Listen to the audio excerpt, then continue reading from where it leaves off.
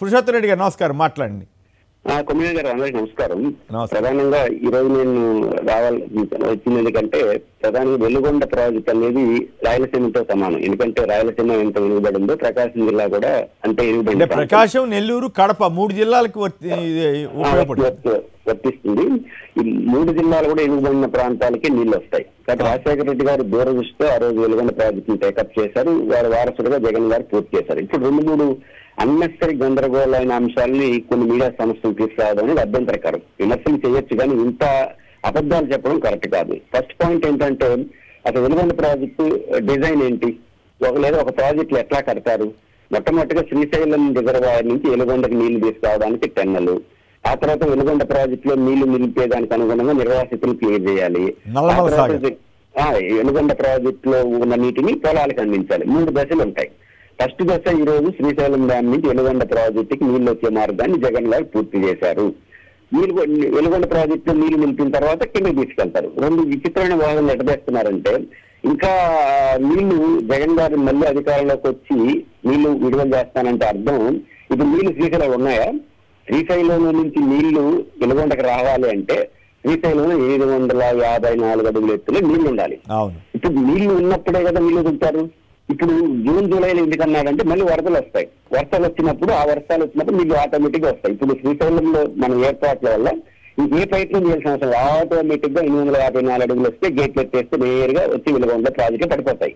ఇప్పుడు నీళ్లు లేనప్పుడు మళ్ళీ జూన్ లో ఇస్తానని చెప్పి ఎటకారంగా మాట్లాడేది అసలు ఈ పత్రికలు. జూన్ లో కాబట్టి ఎప్పుడు ఇస్తారు? ఇప్పుడు నీచంగా మారాయండి.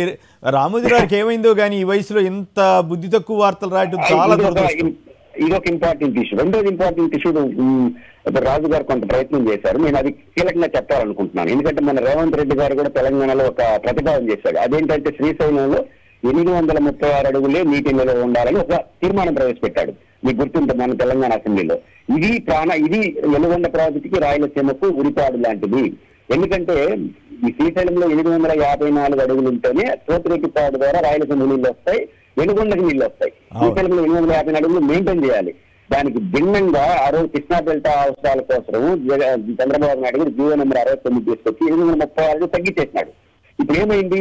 ఈ రోజు కూడా ఆ జీవో అట్లా అమలయ్యే పరిస్థితి వస్తాం. 2 రాష్ట్రాల సమస్యలు మారుతుంది. రాజశేఖర రెడ్డి గారు 2 నిర్ణయాలు చేశారు. ఒకటి పోతిరెడ్డిపాడు వెడల్పు, రెండో శ్రీశైలంలో 854 మెయింటైన్ చేస్తూ ఒక జీవో తీసుకొచ్చే ప్రయత్నం చేసి ఎంత రగడ చేశారు సార్. తెలంగాణలో పి జనార్దన్ రెడ్డి, దేవిని విజయవాడ తెలుగుదేశం పార్టీ ఇవన్నీ రచ్చ చేసి చివరికి 854 మెయింటైన్ చేయకుండా ఆపారు. ఈ రోజు ఏమైంది? 2 రాష్ట్రాల సమస్యగా మారిపోయింది. 854 అడుగులు మెయింటైన్ చేయకపోతే వెలుగొండ ప్రాజెక్టు కట్టినా కూడా వృధా అవుతుంది. అట్లాంటి విషయం పని ఈ స్టాండ్ ఏంటో చెప్పనండి. ఈ రోజుకైనా స్టాండ్ చెప్పనండి తెలుగుదేశం పార్టీ కానీ ఆ పేపర్లు కానీ. కాబట్టి నీళ్ళు వచ్చే మార్గాలు మొత్తాన్ని క్లోజ్ చేశాడు భారత్ చట్టాలు తీసుకొచ్చి. ఇప్పుడు వెటకారపు మాట్లాడాలని అత్యంత అభ్యంతరకరం. ఖచ్చితంగా ఒక మొదటి దశ పూర్తయింది. దీనికి ప్రభుత్వాన్ని అభినందించాలి. ఖచ్చితంగా మేము కూడా కోరుతున్నాం రాయలసీమ వెలుగొండకి ఈక్వల్ సమస్య. కాస్త వీలైతే మీరు ఆ ఈనాడు రామోజీరావుకి ఇదంతా చెప్పి ఉత్తరం రాయండి. ఆ ఈనాడు రామోజీరావుకి మిగతా సిబ్బందికి చెత్తా చెదారం రాయొద్దయ్యా, రాయలసీమ ప్రజల్ని మోసం చేయొద్దు అని చెప్పి ఒక ఉత్తరం రాస్తారా?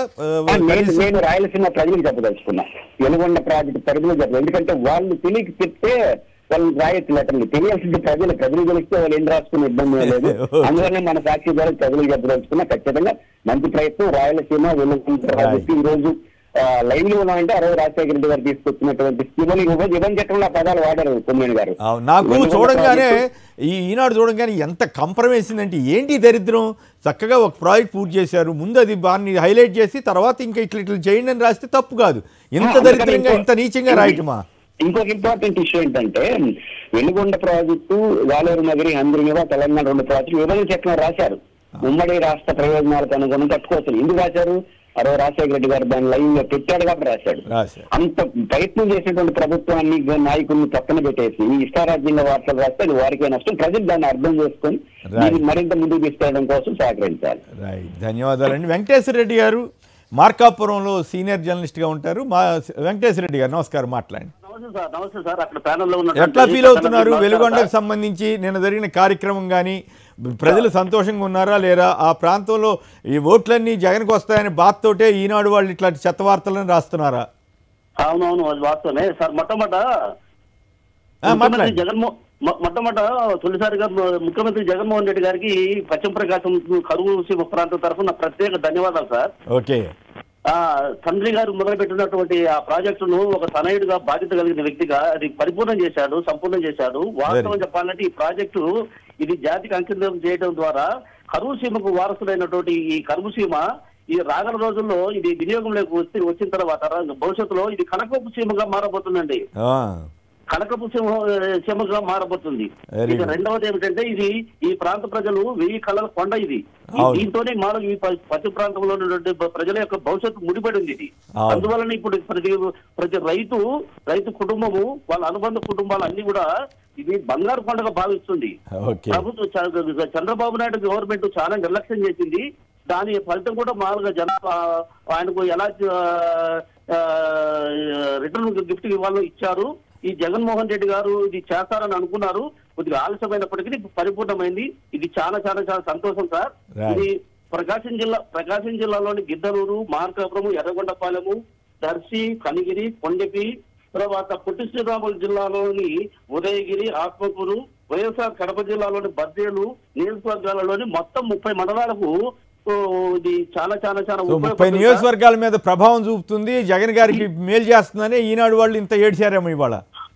అంతే సార్. ఇప్పుడు ఇది రైతు కుటుంబం వచ్చినటువంటి వ్యక్తులు కాబట్టి రాజశేఖర రెడ్డి గారు, జగన్మోహన్ రెడ్డి గారు వాళ్ళకు రైతు యొక్క ఈటి బాధలు ఏంటో తెలుసు. వీళ్ళకు రైతులకు ఏం రిజర్వేషన్లు ఉండవు సార్. రైతులకు రిజర్వేషన్ ఉండవు. ఈ రైతులకు రిజర్వేషన్లు అంటే జగన్మోహన్ రెడ్డి గారు వాళ్ళ నాన్నగారు ఏం ఆలోచించారంటే వీళ్ళకు రైతులకు రిజర్వేషన్లు అంటే ఒక ప్రాజెక్టులతో వీళ్ళకు రిజర్వేషన్లు కల్పించాలనే ఉద్దేశంతో ఆ రోజు ఆయన ఉన్నప్పుడు 87 ప్రాజెక్టులకు ఆయన శంకుస్థాపన చేసి చేశారు సార్. అందులో ఇది ఒకటి సార్. ఈ ప్రాంత ప్రజలకు రాగల రోజుల్లో ఇది కరువు సీమ కాదు, ఇక కనకపు సీమగా మారబోతుంది. అభివృద్ధి చెందినటువంటి తూర్పు పశ్చిమ గోదావరి మీరంతా సంతోషంగా ఉన్నారు. ఈనాడు వాళ్ళు ఏడుస్తున్నారు కానీ మీరంతా సంతోషంగా ఉన్నారు, అంతే కదా.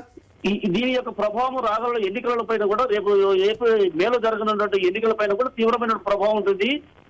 ప్రభుత్వానికి చాలా అనుకూలంగా ఫేవర్ గా ఓటింగ్ తరలి కూడా ఉండబోతుంది సార్. రైట్, అందుకే వాళ్ళ ఏడుపు అన్నమాట. రైట్, ఓకే, ధన్యవాదాలండి.